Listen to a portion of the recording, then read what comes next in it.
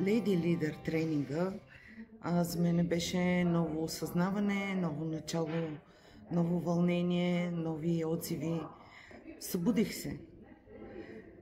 Вследствие на тези всички упражнения, които направихме, всичките срещи, цялото внимание към всичките чувства и мисли, които стоят в нас и ние не ги забелязваме, ми даде много ценно обръщане към самата мен, в което разбрах, че много важно е, за да може да бъде един човек лидер, е нужно да посвети време на себе си.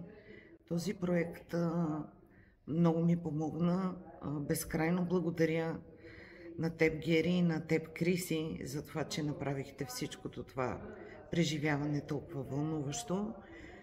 За мен това ще остане едно незабравимо преживяване.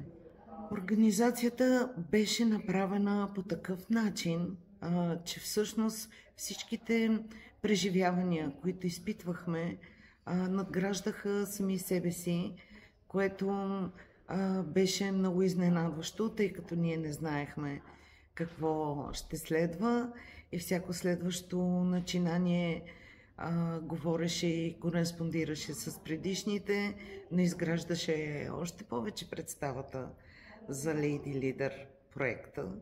Неочакван, вълнуващ, специфичен, неповторим.